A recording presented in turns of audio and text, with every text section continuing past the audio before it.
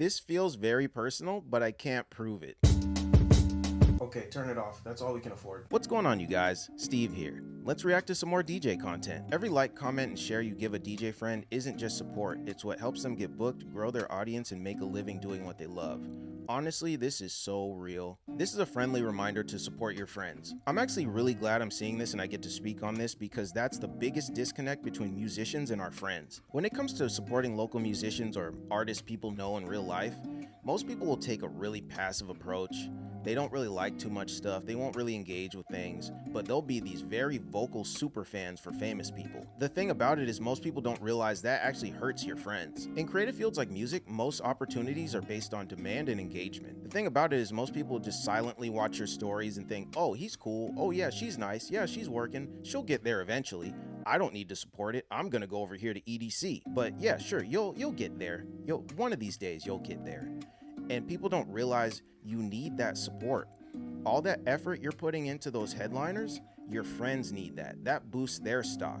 It's not about worshiping your friends or bowing down and being some crazy superfan and telling them they're so perfect and special, but showing some interest is what builds that demand, builds that value, and it creates opportunities. This is a big reason why artists like Frank Ocean can headline festivals, and he hasn't said a word to anybody since 2018. It's because fans online have been boosting his stock, building his value by hyping up his music for the last decade. By doing that, it tells the industry you care. The problem is most people don't do that for their friends, and that does the complete opposite. That tells the industry you don't care, and there's no interest, there's no market, this has no value. Whether that's true or not, it just makes it look like it's dead or something people don't really care about. So definitely something to consider if you're friends with musicians. Don't just sit there watching their stories like a goldfish, like actually participate. There's so many artists out there who blow up just from people commenting, hey, this sucks, why are they famous? I don't think people really understand that engaging with posts and interacting on this content is what boosts the stock and gives things life. This is why I encourage so many people out there to just support your friends, support any artists and musicians who are trying, regardless of the likes, followers, views, and oh, this is viral and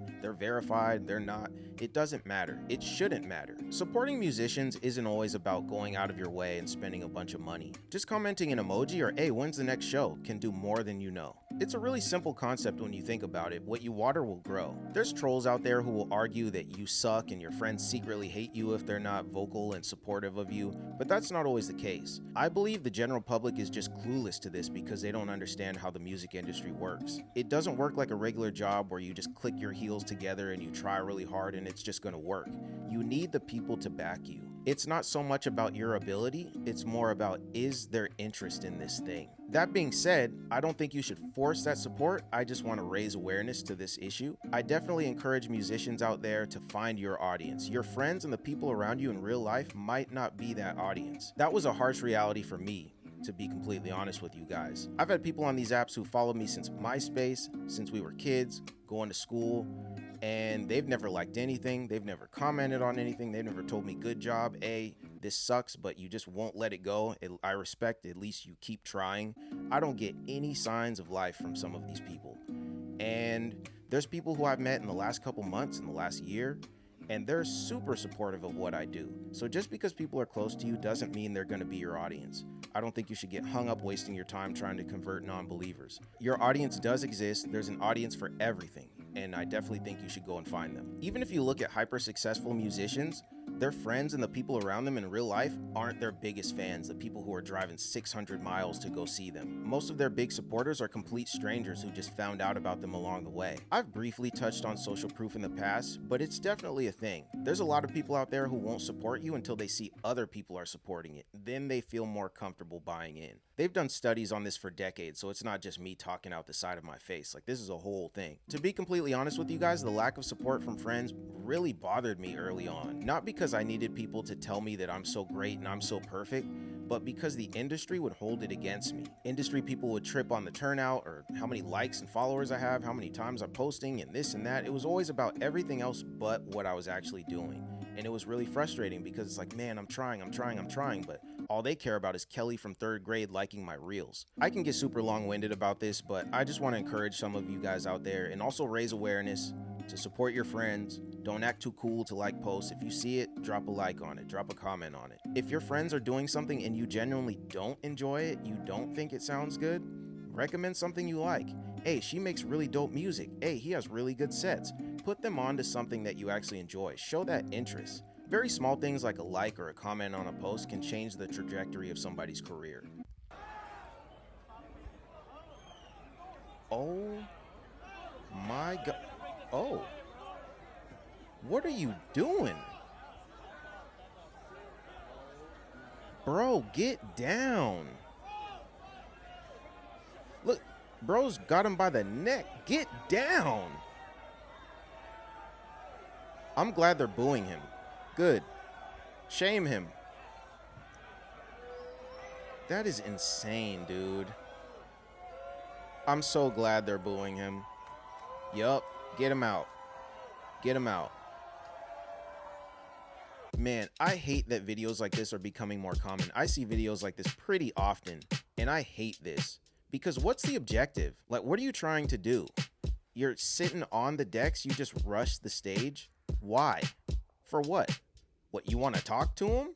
You want to fight him? Like, what are you trying to do? This is actually a comment on one of my videos. Why do you say turn it off, that's all we can afford, and then the next clip has background music in it? The intro to my videos is inspired by that Disney show Smart Guy. I grew up watching that show in the 90s, and the end credits to that show had a very similar soundbite. I'm never working for this guy again. Okay, turn it off. That's all we can afford. I say turn it off, that's all we can afford, because that's just a reference to the fact that I do everything pertaining to this channel and my music brand on my own. I don't have some media team, I don't have an editing team, I don't have a ghost producer, a sound engineer. I do all this stuff myself. I make my graphics, I edit these videos, I make the thumbnails, I do my cover art, I make the sounds in my music with Serum, I produce all my own songs, I play my sets live. Yeah, just everything I do is super DIY. By existing in this space, I just want to show people that it's possible. Whatever you're trying to do, it can be done. Pretty often I encounter newer musicians and new DJs who are like, hey, I wish I could do this and I wish I could make this, but only if I have this type of equipment, and maybe if I could afford this, and if I knew this person, and maybe if I got here, and it doesn't matter. You can get this stuff done right now. I say it all the time. Today is a perfect day to get your dreams off the ground. I do everything pertaining to my music and my YouTube channel with an iPhone and a MacBook. I don't have some crazy rig.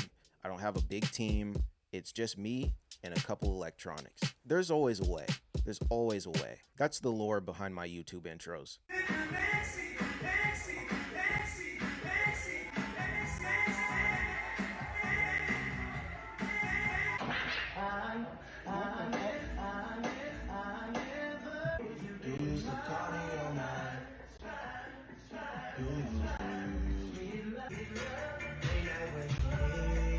A couple things about this video. I don't like how this person is eating. That really bothers me.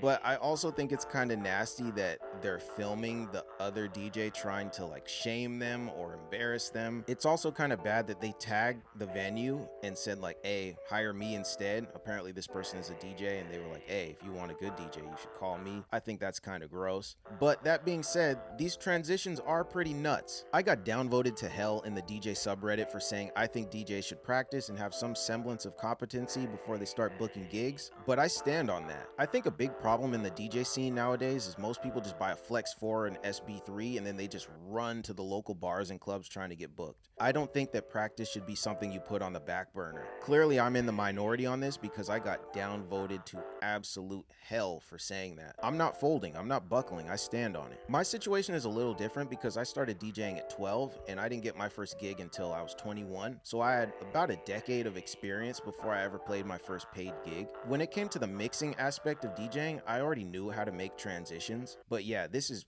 pretty crazy, bro. Like, I'm not even trying to be mean. This guy needs to practice a little more. This honestly opens up the conversation about when DJs should start booking gigs. For me, I don't think there's an actual time frame. I think it boils down to if you have enough tracks, if your mixing is good, and if you feel comfortable playing gigs. I don't think you should just buy a Flex 4 tonight and book a gig tomorrow. That's kind of crazy.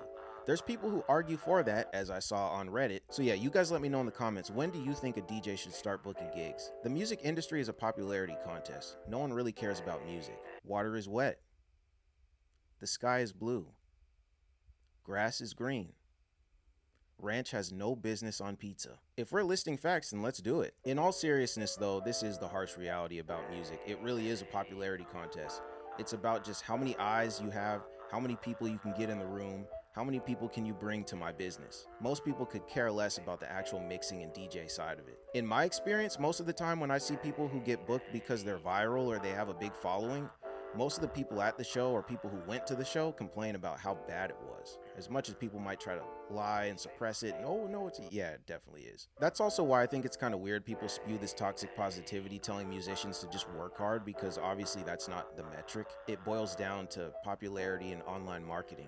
It's not necessarily about the songs. That guy who only comes to the club to dance. The fact that dancing in the club is frowned upon now is what's wrong with society today. I agree. I think it's really weird that people go out and try to film and shame people for dancing. Like, that's what it's for. That's literally what it's for. I think a big reason why people don't dance these days is because of videos like this. Nobody wants to get clowned and go viral because you're dancing and you might look kind of wild, but I think people should cut loose and have fun. I think everybody is too tense these days. Normalize dancing and having a good time. I would appreciate it if Spotify, Apple, they didn't post numbers. I've heard things with less streams that I'm way more inspired by that I think is way tighter than some of the stuff that has a bajillion streams. What I've noticed throughout all of it is that there comes this prowess with numbers that kind of inflates the opinion around what the art actually is, but art is also super subjective. In the age of 24-hour reviewers, or the kid that wants to be the funniest comment, negative or positive, and then kids who have no opinions because they're 14 and are gonna like comment on the comment to be the one that has the top comment of the comment, and then a narrative springs forth in culture about a song that people don't even believe what the top comment was. They just know that that's what most people think. I agree with everything I've ever heard him say. Hopefully that ages pretty well. Anyways, I've said it before, I've said it a billion times. I'm all about the art over the numbers. I think showing the numbers is one of the worst things that could have happened to music, because it made it a popularity contest rather than people actually caring about the songs. There's so many songs out there that are fire, but people will completely skip over them because they say, ew, 800 plays.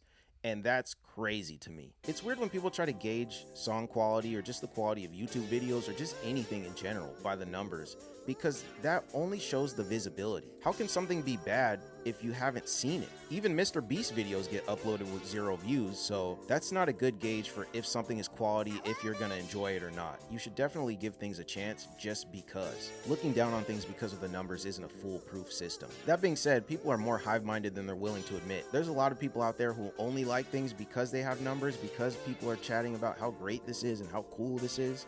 They don't actually believe it themselves. So that's definitely a thing. As I've realized in music, a big factor is public perception. It's not always about just working hard and making a good product. People hyping up your stuff and buying in is a big factor. I encourage everybody to stop judging things by the numbers. It just means people have seen it. It doesn't mean it's good or bad. There's Ice JJ Fish videos out there with more views than Kendrick Lamar music videos. So like, what are we really saying here? The numbers don't dictate quality. Even though everybody believes that, it's not true.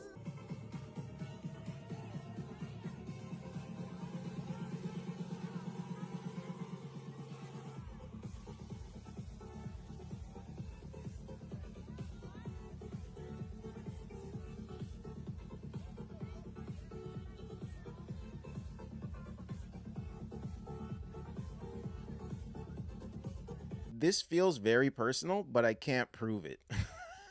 We're back with a subscriber poll. Make sure you sub to the channel because I do weekly polls and I use your takes in the videos. Do you plan your set list direction or go with the flow? 6% said I plan my set before the gig, no deviation, no requests. 20% said I go with the flow and read the crowd. 73% said both. I know what I want to play, but can adapt to the crowd. Honestly, I think that 73% is the pocket you want to be in as a DJ. If you're headlining some big show or like a big festival or something, I mean, who cares what the crowd thinks? Just play whatever you want. They're going to listen to it and sit through it anyways, as I covered in that video about watching festival DJ sets. But for the rest of us mortal humans, it's good to be able to adapt and be versatile. You don't want to be that guy who's just running through a playlist and the crowd doesn't like it, they disappear, but you don't know how to adapt and bring them back. It's a good skill to know how to pivot and, try to figure it out on the fly. I guess that's all I got for this one. You guys let me know what you think in the comments. As always, I appreciate you guys. I'll catch you in the next one.